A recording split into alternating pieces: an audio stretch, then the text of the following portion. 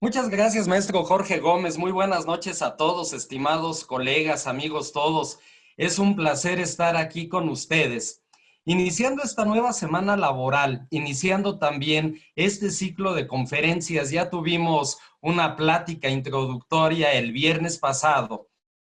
Y ahorita pues vamos a entrar de lleno dentro de estas 5 sesiones que hemos planeado. Vamos a entrar a la primera de ellas y que es precisamente tratando nosotros de especificar, de diferenciar lo que es el derecho de propiedad, lo que es el derecho de posesión y esas acciones de defensa que van a surgir a partir de estos dos derechos, de estos dos conceptos.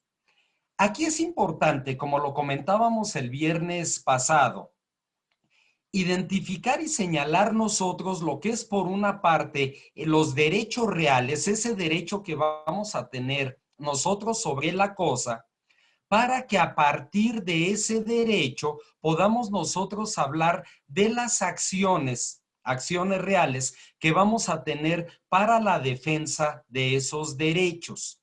Y aquí va a ser muy importante hacer esa precisión, esa diferenciación, ya que al menos en lo personal, en pocas áreas del derecho he encontrado tantas personas que salen frustradas, con el perdón de la palabra, al momento de plantear su acción ante un tribunal, como es precisamente en las acciones de carácter real.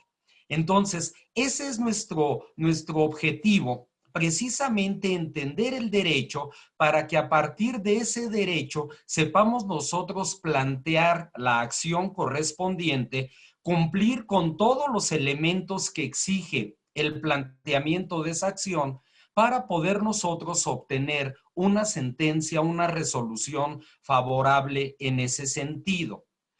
Aquí, ¿a qué se debe el problema? ¿Qué es lo que muchas veces he encontrado? Y seguramente que ustedes también como compañeros profesionales que son, se han topado.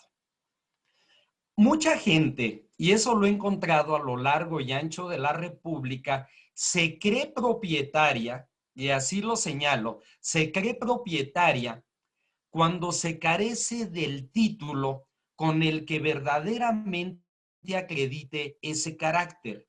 De repente nos hemos encontrado con personas, pasa uno por inmuebles, está el letrero se vende, pasa uno, el vendedor lo atiende a uno, le externa a uno su deseo de pues conocer más acerca del bien, saber el precio. Y cuando uno le pide el título de propiedad, de repente sacan un contrato privado de compraventa y se creen propietarios así, con un contrato privado de compraventa. Y la situación es grave. O si no, de repente sacan unas escrituras y uno le pregunta, oiga, pero usted no aparece como titular del derecho de propiedad en esta escritura pública.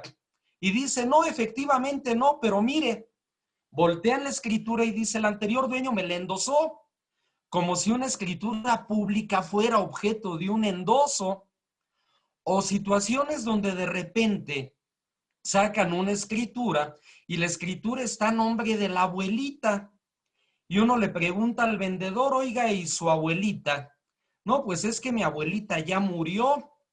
Oiga, pues entonces este bien no es de su propiedad. Usted no me puede vender este inmueble. Y me responde el vendedor, ¿cómo no? Si a mí mi abuelita siempre dijo que se me iba a quedar este bien para mí, pero no hay un juicio sucesorio, no hay un soporte, no hay nada. Entonces, ¿cuántas veces se carece precisamente de una certeza en ese derecho de propiedad? Personas que no tienen esa propiedad en un sentido pleno y sin embargo quieren llevar a cabo actos traslativos de dominio, como es en este caso el contrato de compraventa. Entonces, siempre va a ser muy importante entender que si bien la propiedad nos permite, en base a la naturaleza de dicho concepto a nivel civil, usar, disfrutar y sobre todo disponer del bien. En el caso concreto, que es a lo que nos vamos a referir, de bienes inmuebles, pues necesita tener el efecto erga omnes, necesita estar inscrita en el registro público de la propiedad o en la dependencia correspondiente. Hay casos como el del Estado de México, donde ya no se llama registro público de la propiedad, se llama Instituto de la Función Registral. Y en algunas entidades federativas llega a haber ciertos cambios en esa nomenclatura para que efectivamente pueda surtir ese efecto ante terceros. Está inscrita la propiedad, el derecho de propiedad, hay una matriculación, puede uno solicitar el antecedente registral de ese bien y cerciorarse que efectivamente quien pretende llevar a cabo el acto traslativo de dominio es el titular del derecho de propiedad. Nos permite también saber si sobre ese inmueble gravita algún tipo de gravamen, algún acto restrictivo de dominio que impida llevar a cabo esa operación. Entonces, ahorita nos vamos a abocar a entender ese derecho de propiedad y entender también lo que es en un sentido concreto el derecho de posesión. ¿Por qué? Mucha gente, por ejemplo, y me refiero aquí a una acción en concreto, la acción de usucapión o prescripción adquisitiva, de repente se llevan un chasco, ven la sentencia que emite el juez y la misma no es favorable a sus intereses. Me han pedido a mí en algunas ocasiones que cheque la demanda, que cheque el expediente, y le he dicho al colega, al amigo, es que el juez tiene razón. ¿Pero por qué el juez tiene razón? Pues es que hablaste de que estás en detentas una posesión, pero nunca hablaste de un animus, nunca hablaste aquí del por qué estás en posesión, en carácter de qué detentas ese bien. Entonces es importante, en ese sentido, distinguir lo que es la posesión de una mera detentación y cómo precisamente el ánimo junto con el corpus resultan elementos importantísimos para que esa posesión pueda ser declarada. En ese sentido, vamos a hablar tanto de medidas a la protección a la posesión provisional, que son en este caso el interdicto de retener la posesión y el interdicto de recuperar la posesión, como también una acción que es poco comentada. Esta acción que es poco comentada es la acción plenaria de posesión, que a diferencia de los interdictos, busca que se determine judicialmente la posesión definitiva respecto de un bien. No el derecho de propiedad, pero sí una posesión definitiva frente a aquellas personas que no tengan un mejor derecho que yo a poseer. Bien, esa va a ser ahorita la idea, ese es el planteamiento que vamos a hacer, a reserva de que en las sesiones posteriores dedicaremos una a la acción reivindicatoria, dedicaremos otra a la acción de prescripción adquisitiva o usucapión y dedicaremos una más a lo que son las acciones posesorias, que son esta de interdicto de retener la posesión, interdicto de recuperar la posesión y la acción plenaria de posesión. Bien, hecho este planteamiento, vamos a pedirle de favor al maestro Jorge Gómez si nos pudiera abrir el material que preparamos para esta sesión y les pediríamos que suban su correo a efecto de hacérselos llegar por la misma vía.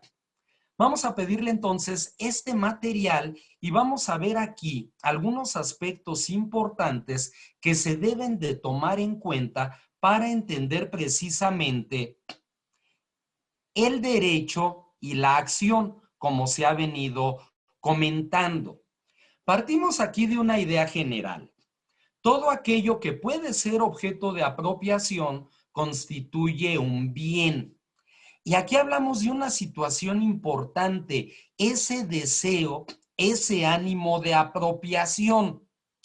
Si yo, por ejemplo, voy a plantear la acción de prescripción adquisitiva o usucapión, pues tengo que exponerle eso al juez del conocimiento. Vengo poseyendo este inmueble con la intención de apropiármelo. El planteamiento es totalmente correcto. ¿Con qué intención? Con la intención de apropiármelo. Bien, entonces ahí tenemos precisamente que el bien es todo aquello que puede ser objeto de una apropiación. Más allá de una detentación, más allá de una posesión, puede consumarse ese derecho de propiedad. Estos bienes pueden ser inmuebles, pueden ser muebles. Vamos a hablar nosotros de las acciones tendientes a los inmuebles. Hay acciones reales como es en este caso el derecho de prenda respecto de bienes muebles. Bienes de dominio público, bienes de propiedad de particulares, bienes de propiedad social, cuando hablamos nosotros de ejidos y de comunidades agrarias, y bienes mostrencos y bienes vacantes. Hablando de bienes mostrencos, cuando nos referimos a bienes muebles que no tienen un dueño cierto o conocido, y de bienes vacantes cuando se trata de inmuebles que tampoco tienen ese dueño cierto. Bien, todo esto lo vamos entonces a ir comentando. Este tipo de bienes, ya señalamos lo que es el bien y hacemos un comentario adicional. El derecho real es un derecho subjetivo de contenido patrimonial que tenemos frente a los particulares, consistiendo en poderes directos e inmediatos sobre una cosa. ¿Qué debemos entender aquí cuando lo señalamos respecto de una cosa? Si yo, por ejemplo, demandara ahorita a una persona el cumplimiento de un contrato de mutuo con interés y como consecuencia de ello, el pago de la cantidad que en su momento el mutuante le entregó al mutuatario, estaríamos hablando de una acción personal. ¿Qué te vengo a demandar? Te vengo a demandar el pago. Hablo aquí de un contrato de mutuo con interés donde no hubo garantía hipotecaria, lo quiero aclarar. Simplemente ahí hablaríamos de una acción de carácter personal. Págame. Cuando nosotros hablamos aquí de derechos reales, son derechos respecto de la cosa. Y a partir de ello van a surgir precisamente las acciones que vamos a ir comentando. ¿Qué relación vamos a encontrar aquí? Sujeto activo, sujeto pasivo. El sujeto activo como aquella persona física o moral que es titular del derecho, un derecho que le permite usar, disfrutar y disponer de la cosa. En el caso de la posesión, hablaríamos de usar y disfrutar la cosa. De un sujeto pasivo que puede ser toda la colectividad que no ejerce ese derecho, o bien alguna persona que en concreto y de manera indebida detenta algún determinado bien. Por ejemplo, el interdicto de recuperar la posesión. Soy posesionario de un bien. Llegué, entré, empecé a ejercer actos posesorios. Y alguien que no tiene mejor derecho que yo consuma un despojo y se mete a ese bien que yo venía detentando. Interpongo el interdicto de recuperar la posesión. ¿Con qué propósito? Con el propósito de que se me restituya en el ejercicio de mi posesión. ¿Por qué? Pues porque yo tengo un mejor derecho que esa persona a poseer. Vamos en su momento a hablar de esa parte que es muy interesante, que es el interdicto o los interdictos posesorios. Alguien de ustedes ahorita pudiera cuestionar, oye, pero no eres propietario. De acuerdo, pero soy poseedor originario a título de dueño. Llevo mucho tiempo ejerciendo la posesión. no he promovido una usucapión. Y otra persona que no tiene ese mejor derecho intenta despojarme o me despoja. Aquí quiero aclarar, no estoy hablando del propietario. El propietario plantearía contra mí una acción reivindicatoria. Estoy hablando de una persona que no tiene un mejor derecho a poseer que yo. Veamos aquí esa importancia, hasta dónde llegan las acciones reales. No nada más es proteger un derecho de propiedad, es también proteger un derecho de posesión. Entre este sujeto activo y el sujeto pasivo vamos a encontrar un objeto, que es precisamente ese bien, objeto de ese derecho real sobre el cual el sujeto activo, ejerce su acción en contra del sujeto pasivo. Al no tener un mejor derecho de propiedad, al no tener un mejor derecho de posesión que la persona que está planteando esa acción. Entonces, ya vamos del bien precisamente al derecho. A partir de ese derecho, entonces hablamos nosotros o señalamos como derechos el derecho de propiedad, el cual, insisto, se da de una manera plena, con el efecto erga omnes ante terceros, hablando aquí de bienes inmuebles.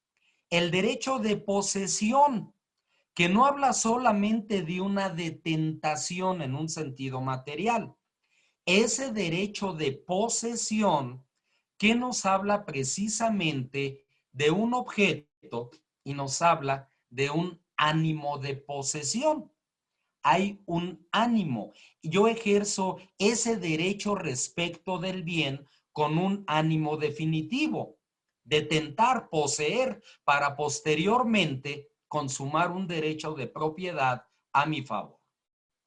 Los derechos de usufructo, de donde surge a partir de ello el uso y la habitación, el derecho de servidumbre que se da entre el predio dominante y el predio sirviente para obtener de este último precisamente ese derecho de paso, ese gravamen que se va a establecer para poder tener ese derecho. Los derechos de hipoteca respecto del bien inmueble, los derechos de prenda respecto de los bienes muebles. Entonces, de acuerdo tanto al Código Civil de la Ciudad de México como los diversos de las entidades federativas, vamos a tener esos derechos reales. Como tales, hablo de nuestro ordenamiento jurídico específicamente. Bien. A partir de ello, vamos a tener lo siguiente. ¿Qué acciones se presentan a partir de ello? Bien, la reivindicatoria que vamos a contemplar en la siguiente sesión, respecto del derecho de propiedad, frente a quien no tenga un mejor derecho de propiedad que yo. Ahí con una posibilidad, que pudiéramos plantear la demanda de forma directa o en algunos casos es necesario promover medios preparatorios a juicio para saber en qué carácter detenta el ocupante de ese bien el mismo y a partir de ello plantear nuestra acción. La acción confesoria que busca precisamente la determinación de una servidumbre. La negatoria, que busca aquí la reducción o cancelación respecto del gravamen que gravita sobre un bien inmueble. La hipotecaria. La hipotecaria, entendamos esto, no nada más es el pedir que se haga efectiva la garantía. Por la vía hipotecaria, puedo yo pedir la constitución del gravamen, puedo pedir yo la ampliación o reducción del gravamen, puedo pedir el cumplimiento de la obligación que dio lugar al gravamen, puedo pedir también que se haga efectivo el gravamen respecto del bien inmueble sobre el cual se estableció esa hipoteca. Comentábamos aquí que al menos en el caso de la Ciudad de México, esto se plantea a través de una vía especial hipotecaria, misma que se contempla en las entidades federativas de distintas formas, a través de la acción ordinaria civil, de alguna otra acción para ejercer precisamente cualquiera de estos derechos que señalé. La petición de herencia, que busca el reconocimiento del promovente como heredero, la entrega de los bienes o, en su defecto, la rendición de cuentas por parte del albacea por el manejo de esos bienes. La prescripción adquisitiva o usucapión, esa la vamos a contemplar el día viernes. Precisamente de las acciones más interesantes que hay. Hacía yo un planteamiento. Desde tal fecha, entré a poseer este inmueble con el ánimo de apropiármelo. Entré, me di posesión, soy poseedor originario, empiezo a generar los actos tendientes a demostrar que esa posesión es apta para prescribir a título de dueño, de manera originaria, pacífica, continua, pública y de buena o incluso mala fe. Aquí hablamos nosotros de una acción tendiente a consumar el derecho de propiedad a favor del promovente. Sin embargo, vuelvo a hacer aquí yo el comentario que ya referí hace algunos momentos. Si yo simplemente en mi demanda le planteo al juez, es que tengo 20 años ocupando este inmueble, pero no voy más allá en la exposición de mi hecho, el mismo juez en su sentencia puede establecer: tu posesión no es apta para prescribir, porque nunca me hablaste de un animus, nunca me hablaste de un objetivo respecto de tu posesión. Nunca planteamos que lo hacemos con el ánimo de apropiármelo. Obvio, llevando a cabo todos los elementos que esta acción nos exige, llevando a cabo esa posesión hasta que la misma cuente con los elementos que permitan la consumación de la acción de prescripción adquisitiva o usucapión. Los interdictos de retener y recuperar la posesión, estos tendientes a proteger una posesión no definitiva, una posesión provisional. Todo aquel que posee de manera provisional debe ser mantenido o restituido en la posesión. ¿Frente a quién? Frente a quien no tenga un mejor derecho a poseer que él. Bien, el que a mí, por ejemplo, me concedan en sentencia la procedencia de un interdicto y ordenen a aquella persona que lleva a cabo los actos de molestia o que consumó el despojo a mi favor, que me entregue, que deje de perturbar la posesión, no significa que soy propietario, simplemente se me protegió en una posesión provisional. Que el día de mañana vaya yo a promover lo conducente, buscando la acción plenaria de posesión o más allá, la prescripción adquisitiva, es otra cosa. Pero entendamos que como acciones reales están esos interdictos de retener o recuperar la posesión. Lo mismo aquellos de obra nueva o de obra peligrosa que se dan respecto de la construcción contigua que puede afectar el bien de mi propiedad, ya sea que se trate de obra nueva o ya sea que se trate de esa obra ruinosa que amenaza con caerse, con derrumbarse y por consiguiente por afectar aquí el bien de mi propiedad. y la ya comentada acción plenaria de posesión. Bien, entonces, en esta primera parte ya llevamos de la mano derechos y acciones. La acción que surge precisamente a partir de los derechos que hemos señalado. Bien, nos vamos a referir ahorita ya, y es sobre lo que van a versar los posteriores talleres, a posesión, a propiedad. Bien, tomando nosotros como base el artículo 790 del Código Civil para la Ciudad de México y los demás correlativos en las entidades federativas que en realidad lo definen de manera casi idéntica, tenemos lo siguiente. Es poseedor de una cosa el que ejerce sobre ella un poder de hecho. Y es muy claro aquí un poder de hecho, salvo lo dispuesto en el artículo 793. Posee un derecho el que goza de él. Aquí no transcribí yo el artículo 793, pero lo cierto es que ese artículo 793 habla de una posesión derivada, es decir, aquella que adquiere, por ejemplo, el arrendatario o el comodatario, posesiones que fueron otorgadas por el mismo titular del derecho de propiedad y que por consiguiente no nos permiten prescribir en contra del titular del derecho de propiedad. Entonces, un poder de hecho. Eso es importante. Y esto lo reforzamos nosotros con la siguiente definición doctrinal. Una relación de hecho con la cosa que lleva consigo su dominación real y efectiva, unida a la intención de tener la cosa como propia.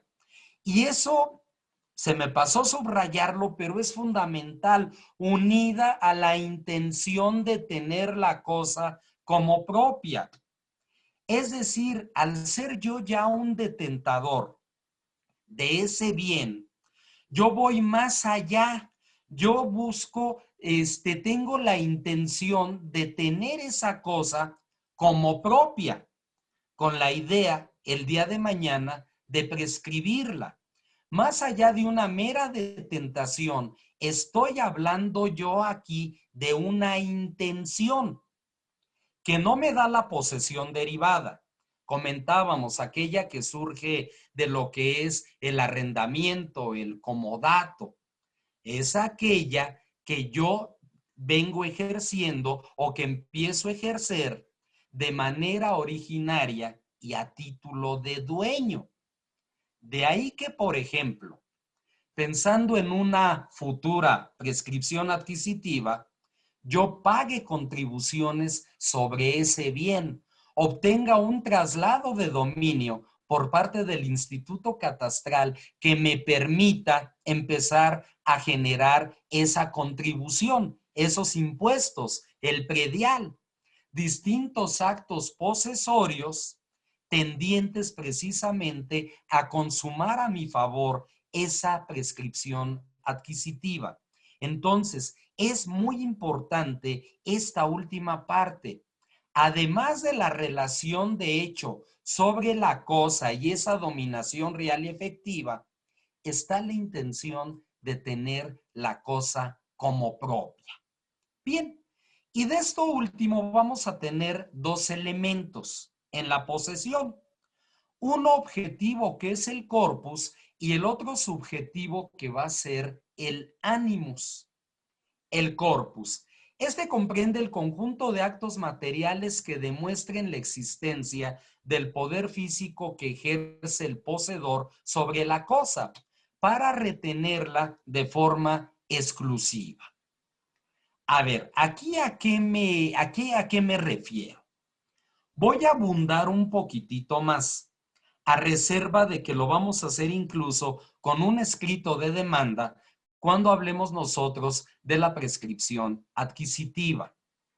Bien, yo detento un bien, estoy generando una posesión respecto de un bien. Ese bien tiene que estar perfectamente identificable y a eso nos referimos con un corpus. Aquí, en términos técnicos, y ahí es donde nosotros nos apoyamos de peritos en topografía, hablamos de poligonales, ya sea que se trate de una poligonal regular, como sucede en muchos de los casos, cuadrado, rectángulo, o bien que se trate de un polígono irregular, pero que esté cerrado. ¿Para qué? Para que al estar cerrado podamos hablar de una superficie, podamos hablar de medidas y colindancias, y entonces esa posesión sea cierta, ya que es cierto, está determinado el bien sobre el cual la vengo detentando. ¿Por qué? Porque si no está considerado como una poligonal, cabría aquí una pregunta. Entonces, ¿qué estoy poseyendo? Y de ahí viene un segundo punto. Eso que estoy yo poseyendo está identificado en el plano catastral, está en un plano manzanero. Ese bien está inscrito en el registro público de la propiedad a favor de persona determinada o no está inscrito en el registro público de la propiedad. Eso es importante, porque hablando nosotros, por ejemplo, de esta usucapión, esta se promueve si el inmueble está inscrito en el registro público de la propiedad a favor de persona cierta. Si no está inscrito, pero es un bien de naturaleza privada, entonces hay que promover información de dominio o información ad perpetuam a través de la vía de la jurisdicción voluntaria o procedimiento judicial no contencioso. Pero también hay que tener cuidado de algo más allá. Puede ser que ese bien que no está inscrito en el registro público de la propiedad ni siquiera sea parte de propiedad privada. A lo mejor es propiedad pública, federal, estatal, municipal o de alcaldía, en el caso de la Ciudad de México, ya sea de uso común, ya sea destinada a algún servicio público o ya sea propiedad del propio Estado. Si ese es el caso, no puedo prescribir, es propiedad pública. O bien que forme parte de un ejido o una comunidad. Como persona ajena a ese ejido o a esa comunidad agraria, tampoco puedo prescribir porque el bien no es de naturaleza privada, es propiedad social. Está inscrito en el Registro Agrario Nacional a favor de un ejido o a favor de una comunidad agraria. Entonces, son puntos importantes respecto del corpus. No nada más es hablar del objeto. Hablando aquí de acciones que vamos a ejercer respecto de bienes inmuebles, es importantísimo que esté determinada una poligonal, porque a partir de la poligonal podemos determinar una superficie y de ella se establecen a partir de los puntos máximos extremos cuáles van a ser las colindancias, con quién voy a colindar respecto de todos sus puntos lineales. Puede ser que sea de manera sencilla, norte, sur, oriente o poniente, pero hay veces que es nororiente, norponiente, surponiente, suroriente y pudiéramos tener más derivaciones. Hay nuestros amigos, ingenieros civiles, ingenieros topógrafos sobre todo, pues nos ayudan a cerrar esa poligonal. Por eso también muchas veces no prosperan las acciones. El juez determina en la sentencia es que nunca se acreditó la superficie que se pretende prescribir o la superficie que se pretende reivindicar. Es que nunca se acreditó que fuera en efecto propiedad privada o resultó ser propiedad pública o propiedad agraria y por eso no prosperó. Todo este comentario, entonces, respecto de este corpus, sobre qué vamos a ejercer nosotros la acción, sea una acción de usucapión o prescripción adquisitiva, sea una acción reivindicatoria, es decir, el bien tiene que estar perfectamente determinado. Si no está cerrada la poligonal, si la superficie es incierta, pues así también mi derecho se vuelve incierto. Y en segundo lugar tenemos el ánimos o ánimo, si es que queremos llevar esto a términos castellanos, cuerpo y ánimo. Y ánimo, normalmente por nuestras bases latinas, corpus animus, cuerpo, ánimo. Es el que constituye el segundo elemento de la posesión y es de carácter psicológico y consiste en ejercer los actos materiales de la detentación con la intención de conducirse como propietario a título de dominio. A ver, expliquemos nuevamente esto, porque de verdad si hay algo que es interesante y apasionante de estudiar y de comentar, es el tema de la posesión. Aquí estamos hablando de una posesión cuando ésta ya es considerada un derecho real. ¿Por qué? Porque existe el objeto perfectamente determinado, el cuerpo, sobre todo el ánimo. Bien, llegué y me metí, y perdón, a lo mejor lo planteo de una manera que pudiera sonar hasta cínica. Llegué y me metí. ¿Con qué ánimo? Con el ánimo de apropiármelo. Logré obtener por parte del catastro un traslado de dominio y a partir de ese momento pagué el predial a mi nombre. Cerqué el inmueble, construí una casa, obtuve la licencia de construcción para hacerlo. De pilón me casé y caí a vivir ahí. Y ahí nacieron todos mis hijos. En las actas de nacimiento de mis hijos viene ese domicilio. Es decir, estoy generando todos esos elementos. Soy poseedor originario y a título de dueño.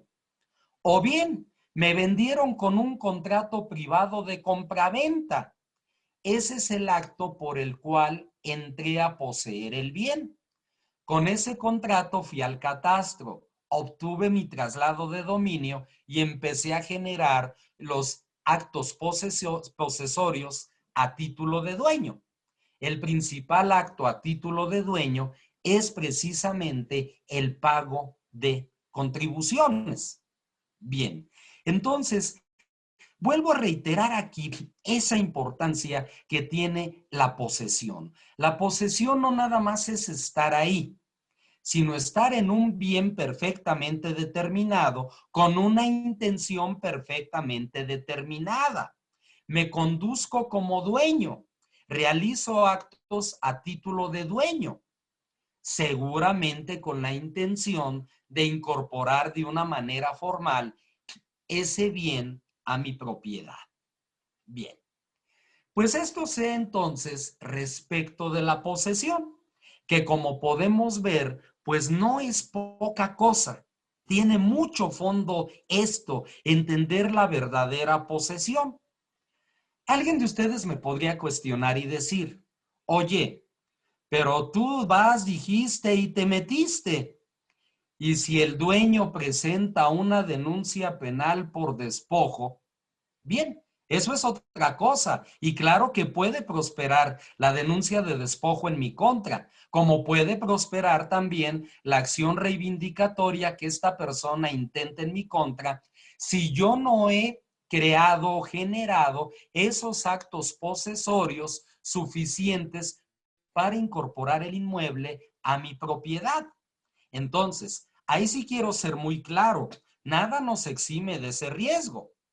Simplemente hablo de personas que han venido poseyendo y han logrado o que un interdicto posesorio prospere o la declaración de la acción plenaria de posesión a su favor o más allá de ello, que se consume el derecho de propiedad a través de la acción de prescripción adquisitiva o incluso a través de las diligencias de información ad perpetuam si el inmueble no está inscrito en el registro público de la propiedad, pero es bien de naturaleza privada.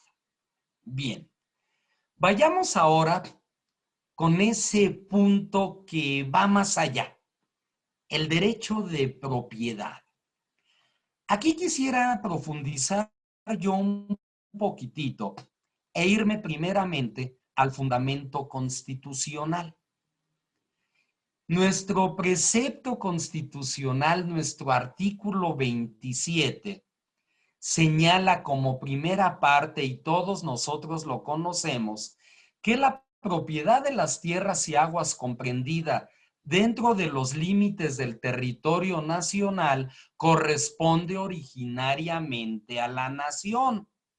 Ese concepto tan comentado, tan estudiado, tan fundamental, la propiedad originaria, la cual ha tenido y tiene el derecho de transmitir el dominio de ella a los particulares, constituyendo la propiedad privada.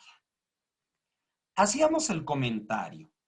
Hay propiedad pública, ya sea a favor del gobierno federal, estatal, municipal o de alcaldía, ya sea que esa propiedad sea de uso público, parques, jardines, ya sea que esa propiedad sea, en este caso, propia del Estado. Ellos la vienen utilizando definitivamente.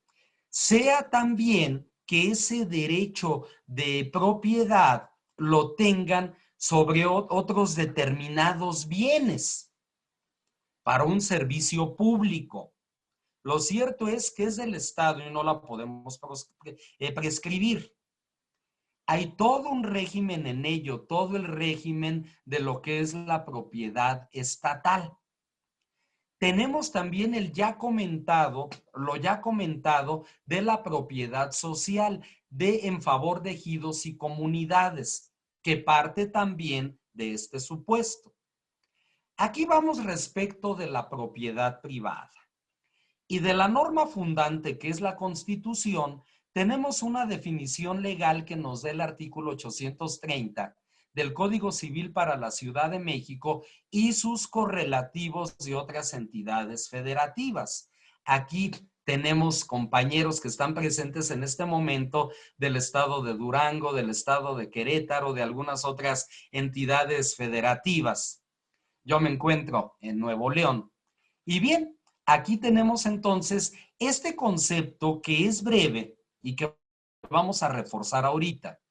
El propietario de una cosa puede gozar y disponer de ella, con las limitaciones y modalidades que fijen las leyes.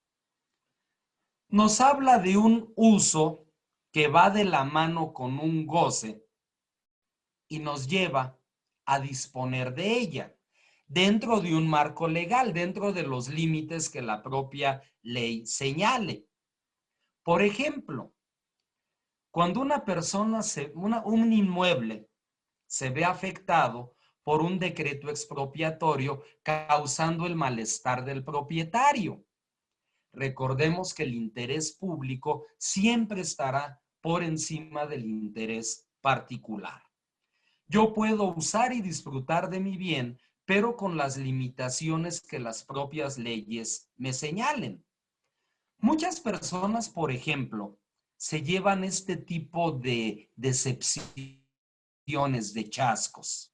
Compran un inmueble, desean poner un giro comercial en ese inmueble de su propiedad y de repente encuentran que les es suspendida la obra o les es suspendido el giro comercial, ya que la normatividad de desarrollo urbano impide en ese lugar ejercer giros comerciales. El inmueble es de mi propiedad, está registrada. Sin embargo, pues ahí hay un límite que me establece la norma, donde por ser zona habitacional o más aún residencial, yo no puedo llevar a cabo ese giro comercial. Entonces, entender esto, de a qué nos referimos con las modalidades, con las limitaciones que establezcan las leyes. Me permití citar aquí, pocas veces lo hago, ya conceptos específicos de algún tratadista.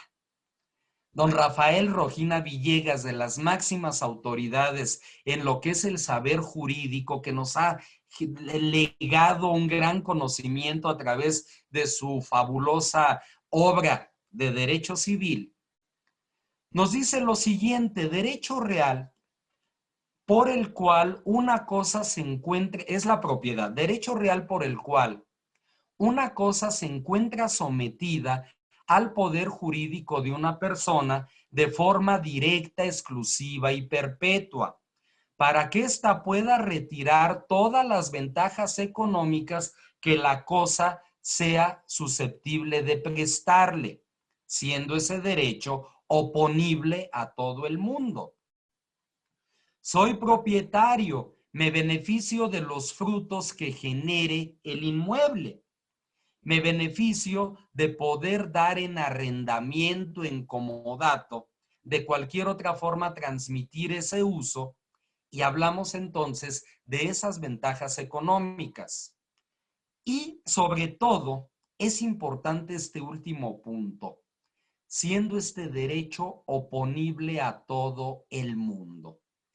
Ese sujeto pasivo que comentábamos, todo el mundo, la colectividad, todas aquellas personas que no tienen un igual o mejor derecho que yo a ser propietarios de ese bien inmueble. Veamos, por ejemplo, este caso, que vamos a analizar más ampliamente el miércoles.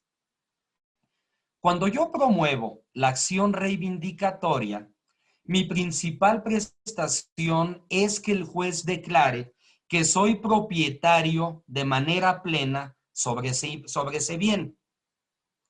Y la segunda, que se vuelve consecuencia de esta, la reivindicación a mi favor del inmueble de mi propiedad, pero previa declaración de que mi dominio es el mejor, es el único, para que de ahí pueda concederse esa reivindicación a la que estoy haciendo referencia. Bien, pues hecho está el homenaje por don Rafael Rojina Villegas. Al poder de disponer de la propiedad, el titular del derecho puede, voy a plantearlo bien para hacer la acentuación correcta. Al poder disponer de la propiedad, elemento fundamental, disponer, el titular del derecho puede venderla, obvio, el acto traslativo de dominio a través de un contrato de compraventa. Puede donar ese bien, puesto que es de su propiedad. Puede darlo en pago como consecuencia de algún convenio, de alguna obligación, como forma de extinguir esa obligación. Puedo dar en pago un bien inmueble. ¿Por qué? Porque tengo el dominio sobre el mismo. O puedo transmitirlo vía testamentaria, ya sea como herencia o como legado, entendiendo la herencia de manera universal como todos mis bienes para todos mis herederos, lo mismo que mis derechos, o bien el legado, cuando yo hago designaciones de bienes específicos a favor de personas específicas. Entonces, es interesante aquí, en este primer punto que señalamos, entonces, lo hago porque puedo disponer de ella, hay mi intención. Yo vendo y hay intención. Dono, hay intención. Doy en pago, claro que hay intención. Estoy dándolo como forma de extinguir una obligación. Estoy dictando mi testamento, ¿qué más? Y estoy estableciendo en herencia o en legado ese bien. Pero tenemos aquí un segundo punto que también es importante comentar. De igual forma, el derecho de propiedad se puede adquirir sin intención del propietario. Dirán ustedes, a ver, barájamela más despacio, ¿cómo que sin intención del propietario? Ya señalábamos un caso, por prescripción adquisitiva. En una demanda de usucapión o prescripción adquisitiva, recordemos que vamos a demandar a quien aparezca como titular del inmueble en el registro público de la propiedad. Obviamente aquí no hay intención del propietario, pero lo voy a demandar por considerar que ya se han consumado a mi favor esos requisitos para incorporar a mi propiedad ese bien. Por accesión, todo esto que se presenta a través de inundaciones, crecidas de ríos, donde parte que pertenecía a un inmueble se incorpora naturalmente o artificialmente a otro. O bien, por adjudicación en remate, ya sea a nivel judicial o administrativo. Una institución sumamente interesante es el Registro Público de la Propiedad. Y recalco ahí su adjetivo público. Yo totalmente me opongo a que entidades como el Estado de México le denominen Instituto de la Función Registral, porque ahí se perdió ese carácter de público. Es una institución a la que todos tenemos acceso. Yo necesito, pues, promover una acción personal. Le voy a demandar el pago de una obligación a alguien.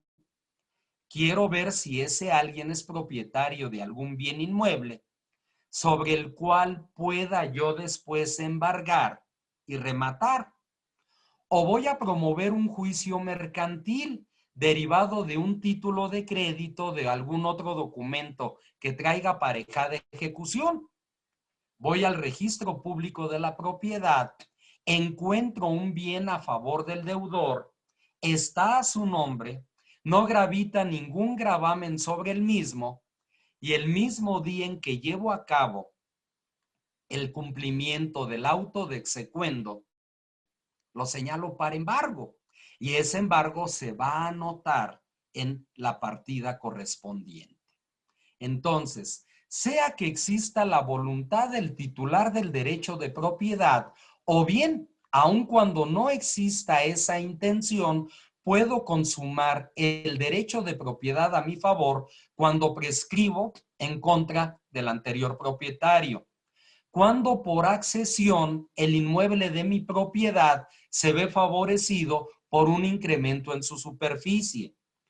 Por adjudicación, porque me adjudiqué en remate un bien real, un bien que era propiedad de otra persona, me lo adjudico porque cubro en remate la postura correspondiente y el juez posteriormente firmará la escritura pública donde se me declara propietario.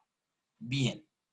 Y un último comentario que hacemos aquí es respecto de la inmatriculación del inmueble ante el ya comentado registro público de la entidad.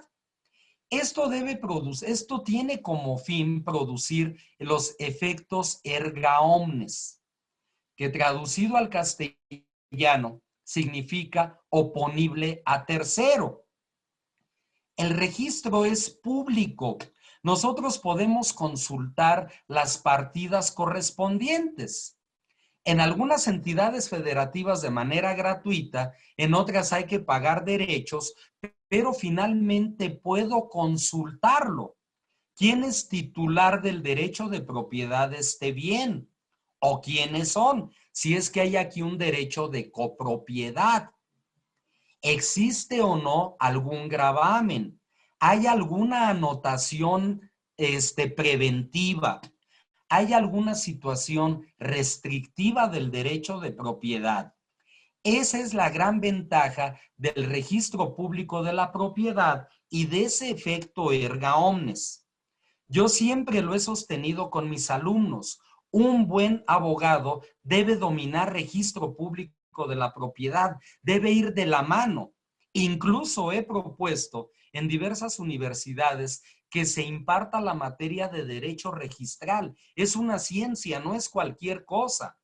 No nada más para saber cómo se checa un antecedente registral. Los mismos procesos internos que maneja el registro, la calificación de los actos registrales, las resoluciones que emite el registro, la forma en que yo, por ejemplo, puedo impugnar una negativa del registro para inscribir algún derecho de propiedad o gravamen. Es una ciencia. Pero bien, no nos vamos a ocupar ahorita de eso, simplemente señalar aquí la importancia que tiene este efecto. Y todo esto se contiene, como ya comenté, en un asiento registral. En algunas entidades, ya en muchas afortunadamente, es a través de folios reales, ya muchas veces electrónicos, lo cual facilita todo. Pero todavía en algunos otros registros, a través de libros, donde ese asiento constituye una partida. Esa partida forma parte de un volumen. El volumen a su vez forma parte de un libro y este de una sección.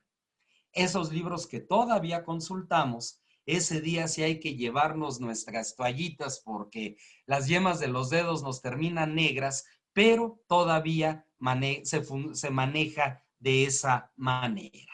Bien, aquí como última parte de lo que es esta plática, he preparado, quiero comentar ahorita con ustedes, un contrato de compraventa. ¿Por qué? Un contrato de compraventa respecto de las partes que lo componen, para que también a partir de ello el mismo pueda ser elevado a escritura pública.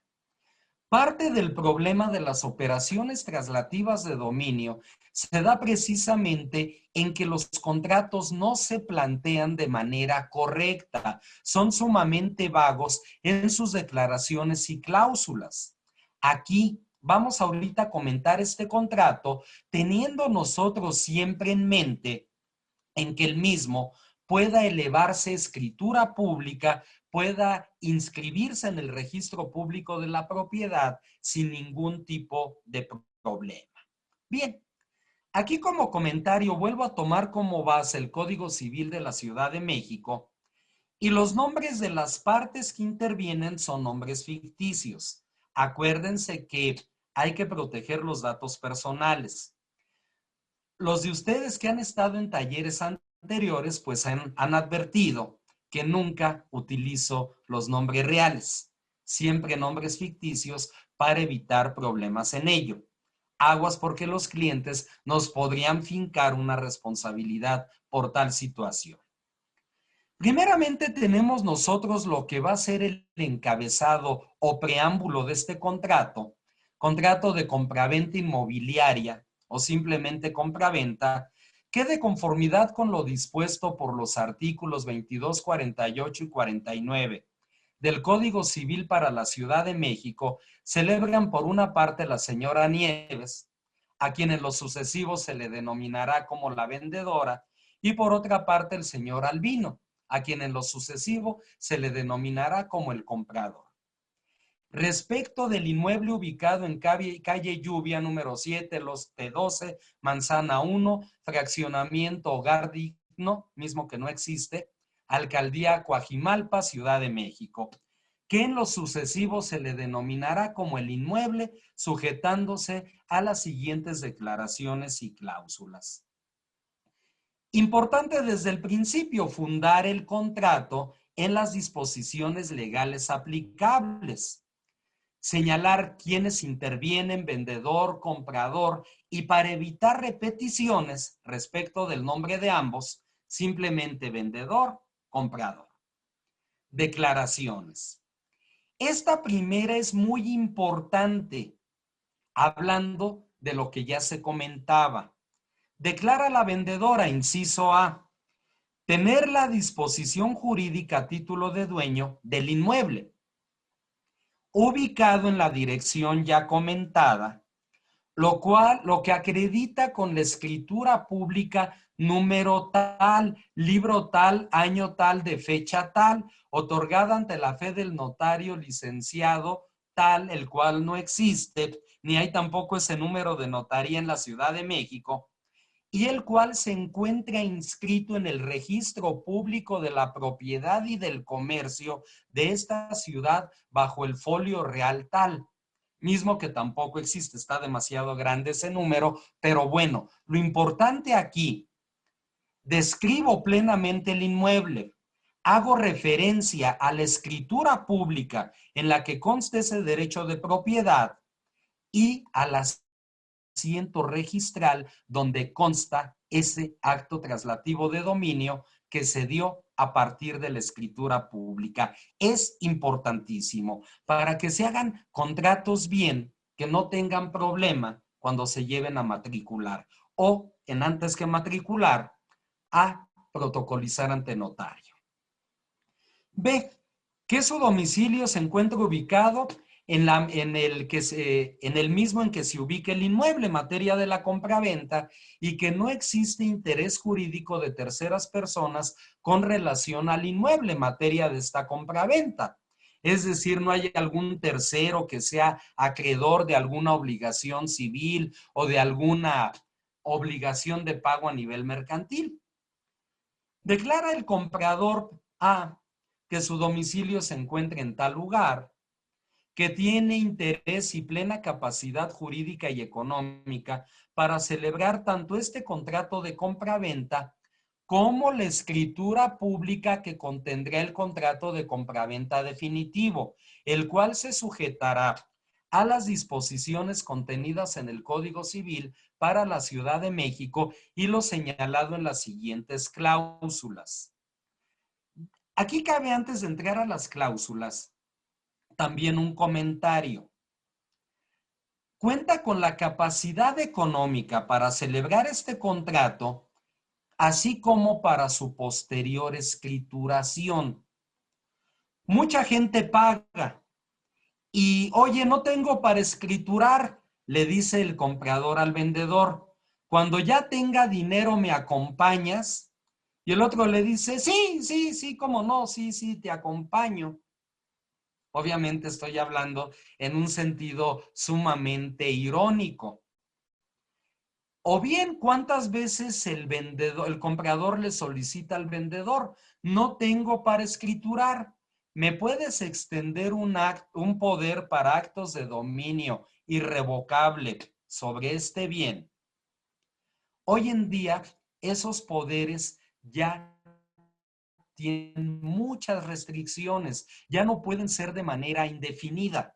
Hay mucho problema con eso. Además, ahora, pues los notarios son muy protocolarios, muy cuidadosos respecto de las actividades traslativas de dominio, sobre todo por la ley del lavado de dinero. Entonces, ahí sí no hay como hacerlo todo de una vez, evitar ese tipo de poderes para actos de dominio o evitar confiar en la palabra del vendedor. Sí, ahí cuando me llames por teléfono te acompaño a la notaría. Habría una situación peor. ¿Y si se muere? Bien.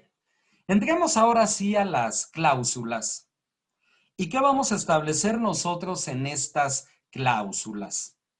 Primera, la vendedora vende por concepto de dueño, por cuanto hecho y por derecho le corresponde, y el comprador compra en este mismo acto el inmueble, que ya habíamos descrito, pero que aquí, y hablando o reforzando el comentario hecho sobre las poligonales, señalamos su superficie, 144,48 decímetros cuadrados, 148 metros con 48 decímetros cuadrados, con las siguientes medidas y colindancias.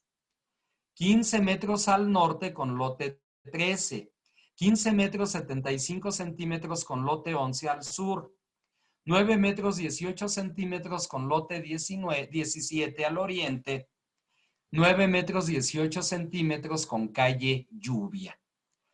Este aquí pues viene a ser un polígono regular, estamos hablando de un rectángulo y estamos hablando de colindancias que están perfectamente orientadas a los puntos cardinales. No tendríamos problema. La operación se hará ad corpus, por lo que cualquier diferencia en superficies que pudiere resultar no dará lugar a un ajuste en el precio. Esto llega a suceder, llega a haber siempre variaciones. Por eso es que ese punto se pone. Según el precio de la compraventa, la cantidad de 4 millones de pesos que el comprador pagará de la siguiente manera. Bien, aquí vamos a detallar cómo se hará el pago. 800,000 pesos a la firma de este contrato y mediante transferencia electrónica a la cuenta número tal del banco que no existe, BCDG, y cuya titular es la vendedora, o en su defecto a través de cheque o transferencia bancaria a favor de la vendedora. 2. A la firma de la escritura ante notario, la cantidad de 3,200,000 pesos y mediante transferencia electrónica de fondos a la cuenta descrita en el inciso anterior. Este segundo punto de esta segunda cláusula nos hace entender que vamos derechito a la notaría, que no va a haber problema, que el pago más fuerte se va a dar ahí. Entonces, importante señalarlo. Tercera, las partes contratantes se elevan a elevar a este contrato a instrumento el día 19 de diciembre del 17 a escritura pública que contendría el contrato de compraventa definitivo ante la notaría tal de la Ciudad de México, de la que es el titular el licenciado tal que no existe, conveniendo las partes que en caso de existir algún atraso para la firma de la escritura correspondiente por trámites notariales, el plazo se prorrogará 30 días sin que esto sea causa de incumplimiento imputable para ninguna de las partes que intervienen en este contrato. En esta cláusula tercera hice mención de un gran dolor de cabeza que siempre tenemos, que la notaría nos da largas y largas y que pues no siempre se da en la fecha que uno desea. Pero aquí nos estamos protegiendo. Si es imputable a la notaría, no hay responsabilidad para las partes. La siguiente cláusula, que es la cuarta, nos dice lo siguiente. El comprador pagará los impuestos, gastos y honorarios derivados de la escrituración y será a cargo de la vendedora el pago del impuesto sobre la renta que se pudiere generar con motivo de la compraventa. Estas son disposiciones tributarias, fiscales. Sabemos que hay forma de exentar o reducir el pago del impuesto sobre la renta que corre a cargo de la vendedora. Pero lo que va a implicar impuestos como es el traslado de dominio, gastos notariales, pago de derechos y honorarios del notario, pues son siempre a cargo de la compradora. Quinta, la vendedora se obliga a entregar a la notaría toda la documentación requerida para la escritura de compraventa, es decir, su testimonio notarial, pues sus pagos de predial, de servicios, todo aquello que sea necesario y que de todos modos el notario va a tener que constatar para poder autorizar la escritura correspondiente. Sexta, la vendedora como legítima propietaria del inmueble se obliga a entregarlo jurídicamente sin limitación de dominio o derecho de propiedad y libre de compromisos con terceros, así como al corriente en el pago de todos los servicios que le corresponda al inmueble, para lo cual se compromete a entregarlo físicamente y totalmente desocupado dentro de un plazo de un mes a partir de esta fecha. Por su parte, el comprador se compromete a recibirlo en el estado físico en que se encuentra, manifestando conocerlo y estar conforme con el mismo. Si es un bien usado, hay que especificarlo. ¿Por qué? Porque es parte de la naturaleza del mismo. Y para que no vaya a haber también alguna situación ahí de vicio oculto, alguna situación. Séptima, La vendedora se obliga a responder del saneamiento para el caso de evicción en los términos de ley y se obliga a dejar en paz y a salvo los derechos que por este contrato adquiere el comprador. Pues sí, es el saneamiento tanto por vicio oculto como en este caso por evicción, si surgiera por ahí algún otro acreedor, alguna persona que argumentara tener derechos sobre el inmueble. Octava, será motivo de rescisión del presente contrato el que se contraviniere a alguna obligación del mismo por causa imputable a alguna de las partes, quedando facultada la parte afectada a elegir entre el cumplimiento forzoso de este contrato o su rescisión. Gran problema tenemos muchas veces con el cliente. Llega a vernos el cliente, es vendedor. Licenciado, vengo porque quiero que demande al comprador. Le entregué el inmueble y no me lo pagó, me pagó una parte. Y uno le pregunta, de acuerdo, señor cliente, ¿y qué quiere que le demande? Pues, ¿cómo que qué quiere que le demande? Usted es el abogado, no yo. Yo vengo a que lo demande. Sí, pero yo como su abogado quiero saber qué quiere demandarle. ¿Quiere usted recuperar la casa? No, de ninguna manera, a mí que me pague. Ah, muy bien. Vamos a demandar el cumplimiento forzoso y como consecuencia de ello, el pago de aquello que se dejó de cubrir con sus accesorios legales.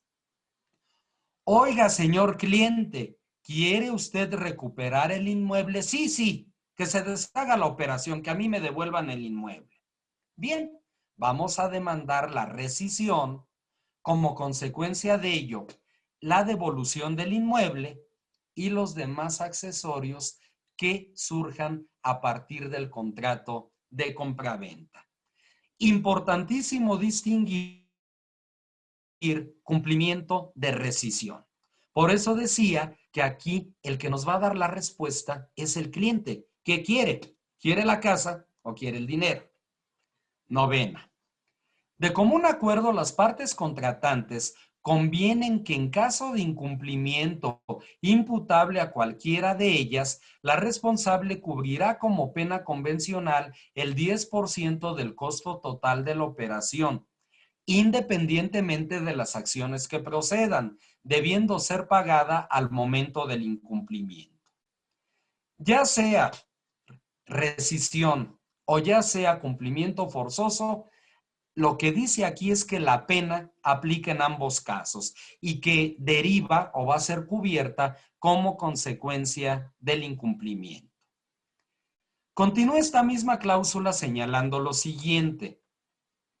Si el incumplimiento fuera imputable a la vendedora, además de pagar la pena convencional, devolverá la suma que le ha entregado el comprador, como adelanto a cuenta del precio pactado. Es decir, devuélveme el anticipo y págame la pena convencional. Y para el caso de que el incumplimiento fuera imputable al comprador, el porcentaje antes señalado podrá retenerse de la cantidad que éste hubiera entregado a cuenta de la venta del inmueble, en términos de lo señalado por la cláusula segunda. Es decir, se toma de lo que diste a cuenta, si hay un remanente se le devuelve de todos modos al comprador. Décima, aquí esta cláusula, aunque es de cajón, es importante establecerla. Las partes para todo lo relacionado con la interpretación del presente contrato, su cumplimiento o incumplimiento o cualquier tipo de controversia que se genere por el mismo, se someten a las leyes vigentes y a la jurisdicción y competencia de los tribunales del Fuero Común de la Ciudad de México, renunciando a cualquier otro que les pudiera corresponder en razón de sus domicilios presentes y futuros. Aquí el caso es obvio. El inmueble está en la Ciudad de México. El domicilio de las partes está en la Ciudad de México. Si no se planteara aquí esta competencia, obvio es que de acuerdo al artículo 156 del Código de Procedimientos Civiles, sería juez competente el de la Ciudad de México. Pero hay contratos donde se someten a otras jurisdicciones distintas al del lugar donde se ubica el inmueble. Siempre es importante definir desde un principio a qué jurisdicción y a qué norma nos vamos a someter.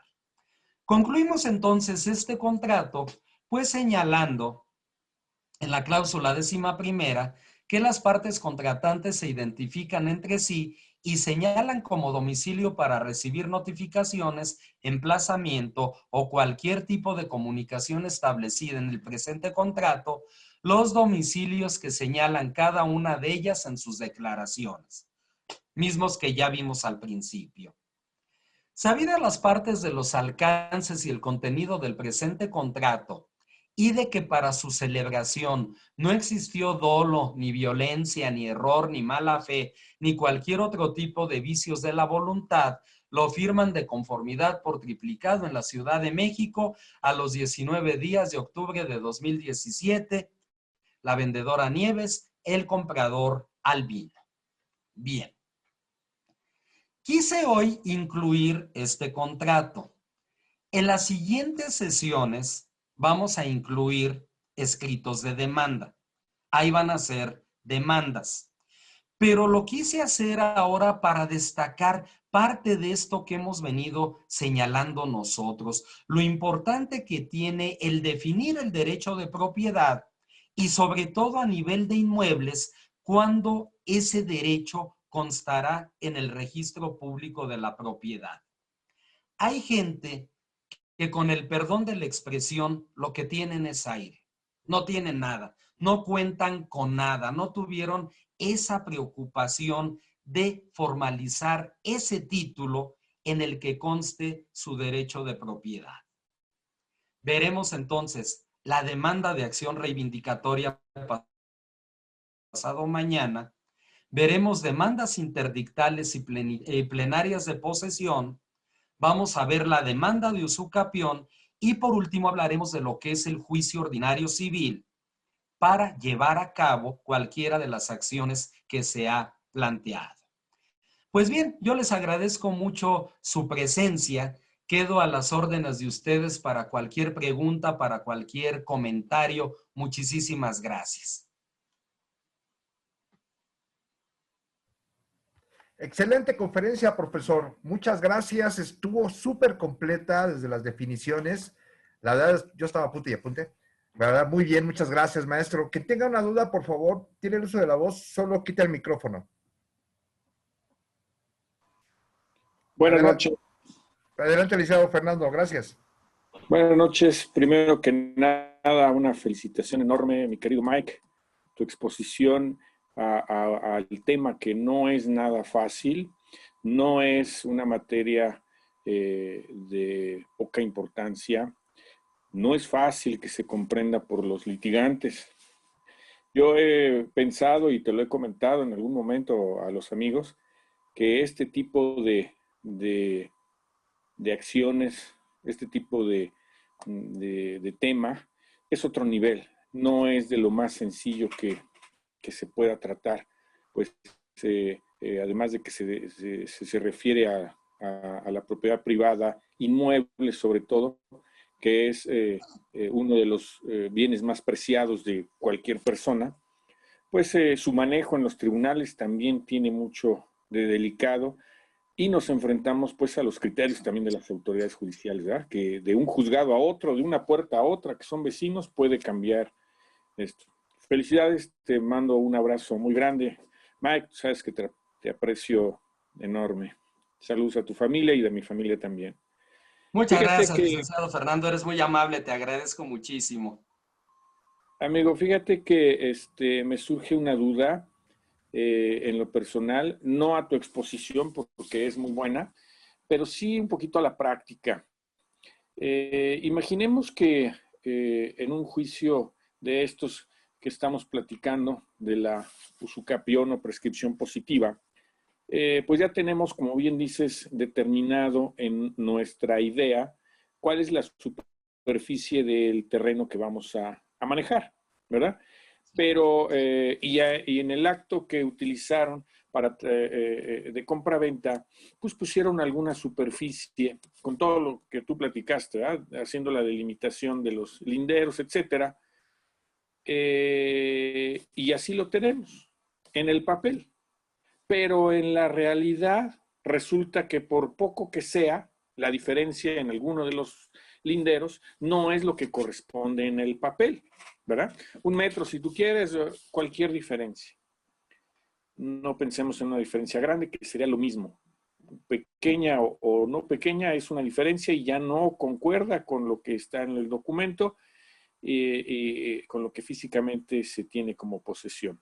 Eso nos lleva a que busquemos para ajustar esto y nuestro derecho a que intentemos una API deslinde, ¿verdad? Con todo lo que corresponde a... Resulta que la API deslinde nos da lo que nos estábamos imaginando, que resulta que lo que dice el papel no es lo que la realidad tenemos. O sea, no hay una identidad entre lo que es físico y el documento. Logramos ese API deslinde que nos dice una información diferente a la que está en el papel. Y aquí es donde viene la pregunta. Iniciamos ese procedimiento de usucapión, ofrecemos ese API deslinde para la seguridad o para el requisito de elemento, pero resulta que nos da metros diferentes a los que tenemos en el papel. Y ya lo estamos viendo en el expediente con el dictamen que nos presente el ingeniero contra el contrato que tenemos ahí.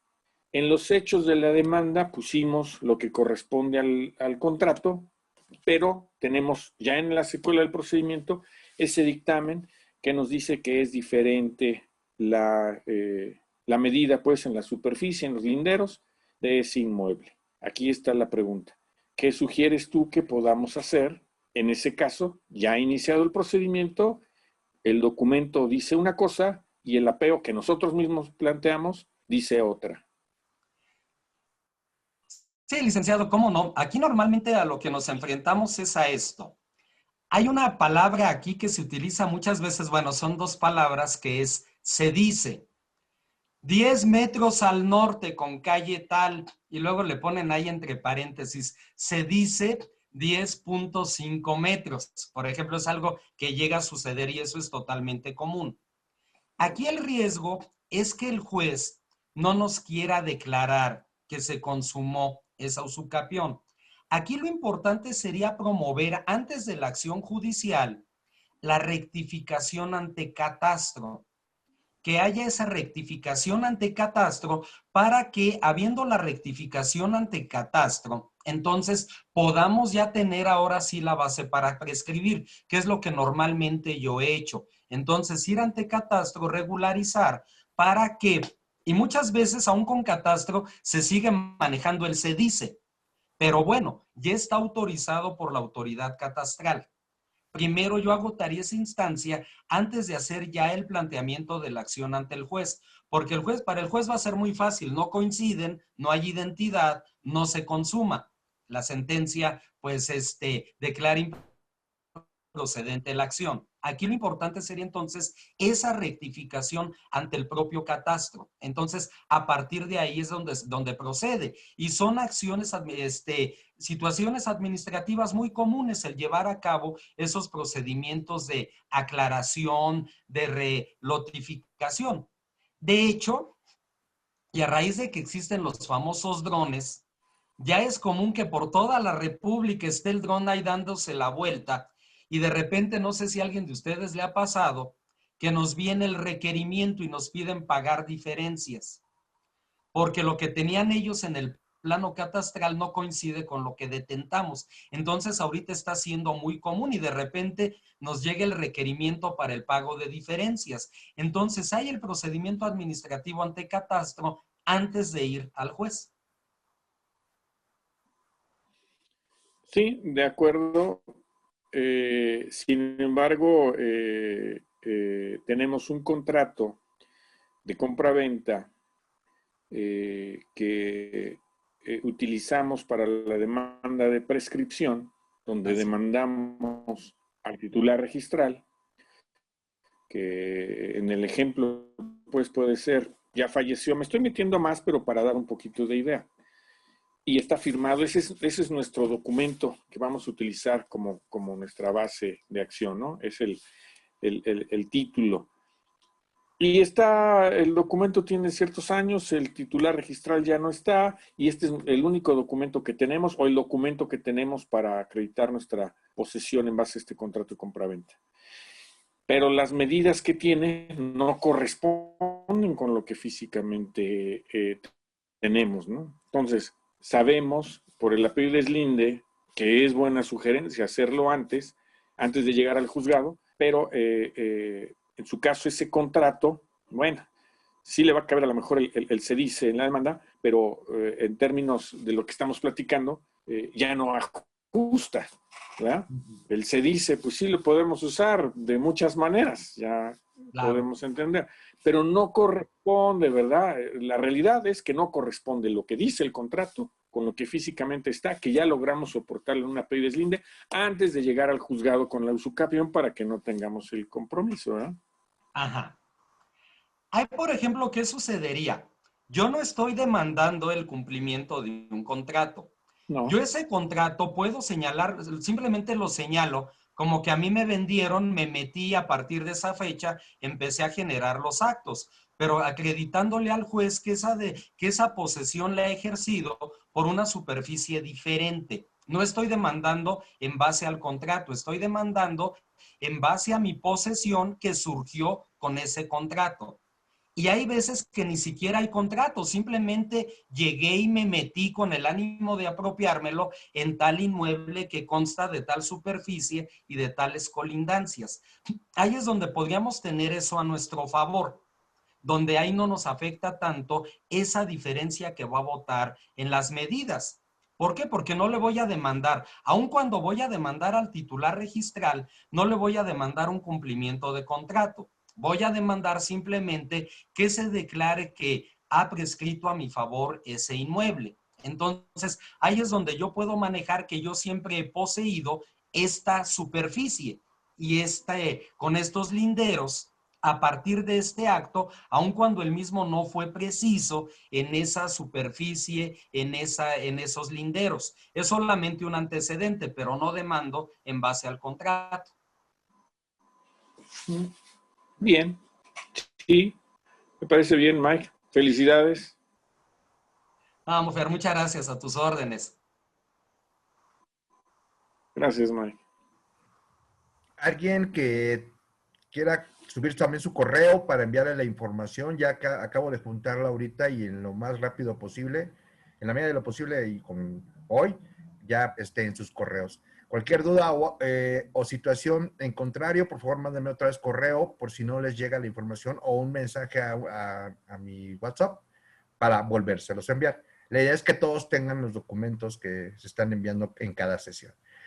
Alguien que tenga una duda, por favor, tiene el uso de la voz, solo quite el micrófono o suba su duda al chat. Buenas noches, maestro. Adelante, licenciado Jorge. Maestro José Miguel, gusto saludarlo. Mi duda sería la siguiente. Con relación a ahora sí que a la prescripción positiva, pero de mala fe, si yo ingresara a un inmueble de manera furtiva, simplemente lo vi, me meto, hay como bien lo especificó usted, hay una penalidad, ¿no? Eso no me exime de la pena, ahora sí que categórica en la materia penal en la que me adecuo. Mi duda sería, ¿qué pasa ahí, maestro, cuando yo le tenga que explicar al juez esa situación de que yo me metí de manera furtiva? Yo, como todo, ese tipo de delitos también prescriben. Pero entonces, a pesar de estar incurriendo en un delito, ¿puedo plasmarlo? O sea, ¿usted lo recomienda plasmar esa situación? O simplemente no narrarlo, porque eso no me va a eximir de la penalidad. No sé si di a entender mi pregunta, maestro. Sí, la pregunta está muy clara, licenciado. Es totalmente clara. Aquí efectivamente, bueno, yo estoy manifestando una intención. Ahora, la ley nos habla de cierto número de años de buena fe, que son 5, y de 10 de mala fe. Aquí en realidad sería muy difícil pensar en una usucapión de buena fe. La verdad es que la mayoría se vuelven de mala fe. Ya hablar de 10 años, pues ya estamos hablando aquí de una prescripción de la conducta delictiva. Incluso si por cualquier cosa encontráramos que está vigente, yo me esperaría un poquito más. Yo no vería riesgo en ese sentido en mi planteamiento. ¿Por qué? Porque no ha habido actos que pretendan interrumpir esa posesión o actos tendientes por parte del dueño a reivindicar o a denunciar el hecho delictivo. Obviamente es un riesgo que el demandado conteste la demanda, que el demandado a partir de ello quiere iniciar la acción penal. Ahí será muy importante vigilar precisamente nuestros tiempos, ¿no? Para saber qué tanto riesgo podemos correr o no. A lo mejor sí me pasé de irónico. Más que nada lo quise dirigir para que no sea nada más, llegué y estoy ahí. Y entonces el juez va a decir, bueno, ¿y con qué intención estás ahí? Pues tiene que ser muy claro, con la intención de apropiármelo. Y a partir de ello he generado actos a título de dueño. Que cómo conseguí el traslado de dominio que me permitió ya pagar prediales a mi nombre, pues ya eso ya yo me moví, yo ya le busqué ahí en el Instituto Catastral, eso no se lo voy a decir al juez, simplemente a partir de tal fecha obtuve traslado de dominio y empecé a pagar, empecé a generar esos actos a título de dueño. Entonces, todo eso también, pues, permiten o son elementos que nos podrían ayudar en caso de una acción delictiva. Pero insisto, muy importante ahí el tiempo de la acción punitiva. Va a ser sumamente importante eso. Maestro, y con relación a esta brillante explicación que nos acaba de dar, ¿a partir de cuándo empieza entonces a correr mi término para justificar esos 10 años? ¿Desde que prescribe o desde que me ingresé al inmueble de manera furtiva? Desde que ingresé al inmueble, desde que hay actos que me permitan acreditar una posesión originaria y a título de dueño. Yo lo situaría en uno muy concreto, la fecha del traslado de dominio. A lo mejor yo tenía 5 años antes de obtener ese traslado de dominio, pero ya con el traslado de dominio, a partir de ahí empiezan a surgir los prediales, ya que hablamos de un elemento tajante que me permite acreditar esa situación. A lo mejor llevo más, pero no tengo forma de acreditar esa posesión anterior. Ya con mi traslado de dominio, yo lo empezaría a manejar a partir de ello. Sé que alguien podría decir, oye, ¿y si se carece de traslado de dominio? Si se carece de traslado de dominio, difícilmente va a prosperar la acción, porque el acto a título de dueño por excelencia es el pago de contribuciones. Entonces, yo lo tomaría a partir de ese momento y más a mi favor. Es más tiempo y eso ayuda a que prescriba la acción penal.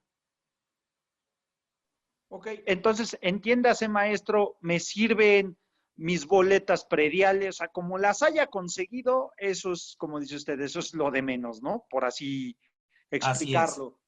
Me sirven mis boletas prediales, me sirven mi boleta del agua, incluso, pues, no sé, mis recibos de luz. ¿Por qué? Porque acredito que estoy pagando derechos, ¿no? Contribuciones como tal. Así es. Efectivamente, siempre y cuando estén a mi nombre, y es a partir del traslado de dominio a mi favor, porque hay personas que llevan ahí recibos prediales de 20 años, pero todos a nombre del dueño contra el que pretendemos prescribir, eso no me sirve. Quiero hacer aquí, qué bueno que surgió esta pregunta, quiero hacer el siguiente comentario, para que tampoco, bueno, para que se entienda un poquito más hacia dónde voy. Muchos de esos traslados de dominio vienen de lo siguiente. Hay campañas a nivel administrativo, por el mismo registro público de la propiedad, por el catastro, por gobiernos municipales, de regularización de propiedades. Hay incluso campañas de inmatriculación de bienes. En algunos casos hay personas que gracias a esas campañas van obteniendo, van armando un expediente. Recordemos, sin embargo, que todas esas campañas, al final de su publicidad en letras chiquitas, dice muy claramente, dejando a salvo derechos de terceros. Pero mucha gente se beneficia de ello, obtiene resoluciones administrativas donde se otorga o se reconoce un derecho a favor del denunciante, y ese mismo nos puede servir el día de mañana ya para de manera definitiva promover la usucapión. Ya es un antecedente importantísimo. Pero esto sobre todo lo quiero aclarar, entiéndase cuando yo planteo conseguí. No nada más me quiero referir a conseguí de manera poco ortodoxa. A lo mejor lo conseguí gracias a que la misma autoridad catastral promovió campañas. Eso es muy común. Ellos también hay que verlo. Ellos también van por la recaudación. Mientras más recaudación, mejor. Y ellos lo que dicen, finalmente va a ser un juez el que decida a quién le asiste el derecho de propiedad. Entonces, también lo aclaro, porque eso es muy común. Y no olvidemos también que hay organismos como CRECEM, AURIS, CORET, organismos regularizadores de la tenencia de la tierra que también van estableciendo campañas propias. Muchas gracias, maestro. Muy claro todo, como siempre. Nada, de que estoy a sus órdenes, licenciado. Muchas gracias, licenciado Abraham. Un gusto saludarlo y bienvenido nuevamente a las conferencias. Alguien que tenga otra duda, tiene el uso de la voz, solo quite el micrófono, por favor.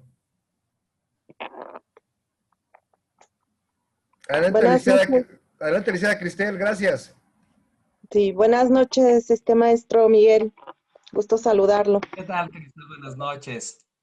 Pues aquí con una duda muy similar a la antepasada. ¿Qué pasa cuando en el contrato de compraventa se establecen coordenadas diferentes a las que vienen en el certificado de inscripción? Por ejemplo, en vez de decir lo que usted comentaba, ¿no? Que hay unas que dicen al norte, al sur, oriente, poniente, pero por ahí hay una que resultó que no era ni oriente ni poniente, sino suroeste o algo así. Entonces, ¿cómo se le puede plantear al juez una situación así? Ya que aparentemente, pues, las coordenadas son diferentes entre la que existe en el contrato de compraventa con la del el certificado de inscripción.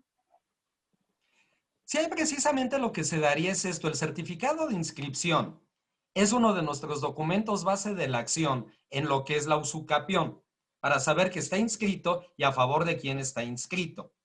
El contrato de compraventa es en realidad un antecedente que me permite exponer a partir de cuando empecé a poseer, pero no voy a demandar el cumplimiento de ese contrato. Simplemente a mí me vendieron y empecé a poseer. Esto es lo que he poseído. Ahora, aquí va a ser importantísimo en ese juicio ofrecer una prueba pericial en topografía. Va a ser importante también ofrecer la inspección judicial. Se va a tener que trasladar personal del juzgado para constatar el bien. Entonces va a ser bien importante apoyarnos de esos documentos, el certificado de inscripción, todo ello. Podemos solicitar también copia certificada del plano manzanero en el catastro. Va a ser el conjunto de elementos el que le va a dar certeza al juez. No es una sola prueba, es el conjunto de pruebas adminiculadas las unas con las otras las que nos llevan a esa certeza. Y puede ser que aún así votara alguna pequeña diferencia dentro de lo razonable. Lo razonable se ha venido entendiendo por colindancia. Un metro, metro y medio, todavía se considera o ha sido criterio considerarlo entre lo razonable. Incluso hay una situación que luego a lo mejor nos sacaría un poquitito de balance. Si vamos al Home Depot o a Lowe's o a cualquiera de esas tiendas que hay y compramos esas cintas métricas que utilizan los topógrafos de 30 o 40 metros y medimos la superficie de nuestra casa que tenemos desde hace 20 años, a lo mejor nos llevaríamos un chasco muy fuerte al ver que no coincide tampoco, ¿eh? Mucha gente nunca se ha preocupado por medir su propiedad y luego de ahí vienen precisamente problemas. Entonces, es algo que es más común de lo que nos imaginamos. Ok, muchas gracias, licenciado. También, bueno, quiero hacerle ahí una propuesta a ver si se puede.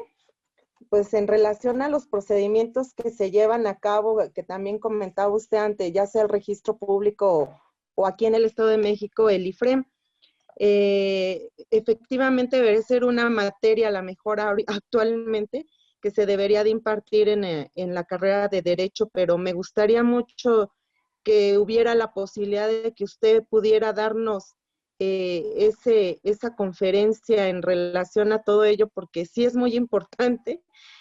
Quiero comentarle que he empezado a gestionar algunos trámites ante el IFREM y de verdad me siento la más torpe de las torpes frente al IFREM porque hablan de otras cosas, lo que usted dice, las suspensiones, los que califican, qué califican, por qué califican, o sea, todo eso nos lleva a veces a decir, bueno, ¿qué hago aquí? Mejor dejo el juicio que lo lleve otra persona, ¿no? Eso es lo que a mí me ha pasado y de verdad me da mucha pena a veces llegar al IFREM y no saber pues cuáles son los procedimientos a seguir para conseguir los documentos que en su momento necesitamos para realizar un juicio. Y muchas gracias, licenciado. No, ¿de qué, licenciada? Pues vamos a platicarlo con el licenciado Jorge Gómez, a ver qué posibilidad hay de manejar alguna conferencia o curso de derecho registral.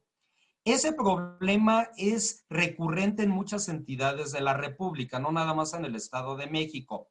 Y lo malo es que el desconocimiento de ese tipo de trámites y procedimientos, aún en abogados, ha propiciado que proliferen esos famosos gestores que multiplican el costo de los trámites. Hay veces que de verdad, si no es con el gestor, no saca uno adelante el trámite y eso es lamentable, o sea, no tendría por qué haber gestores. Entonces, vamos a contemplarlo, el por qué no hacer un módulo respecto de derecho registral, quizá también incluir parte de derecho notarial, que eso también muchas veces a los que estamos fuera de notaría nos llega a meter algunas veces en problema y con mucho gusto.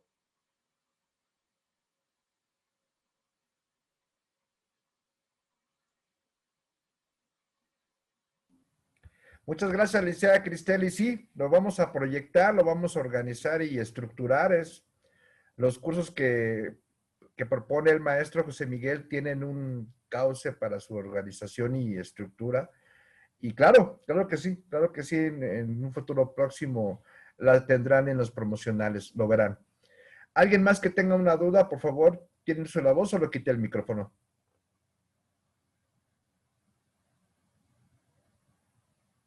No hay más dudas. Últimas palabras, maestro, por favor. Pues nuevamente agradecerles a todos su presencia.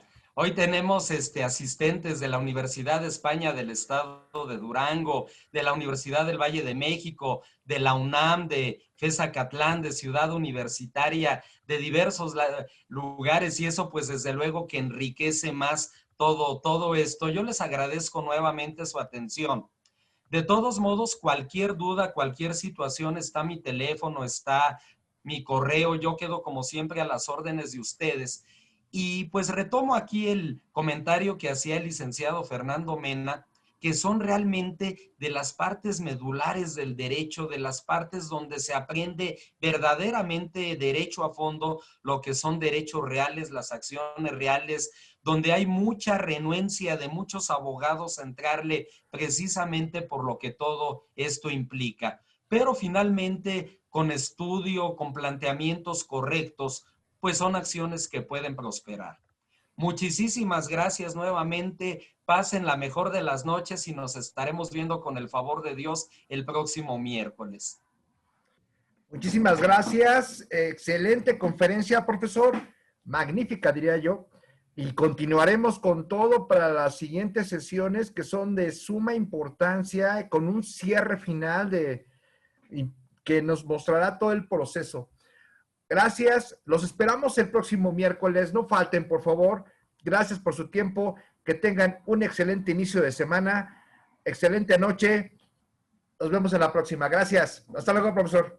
Hasta luego. Gracias. Cuídense.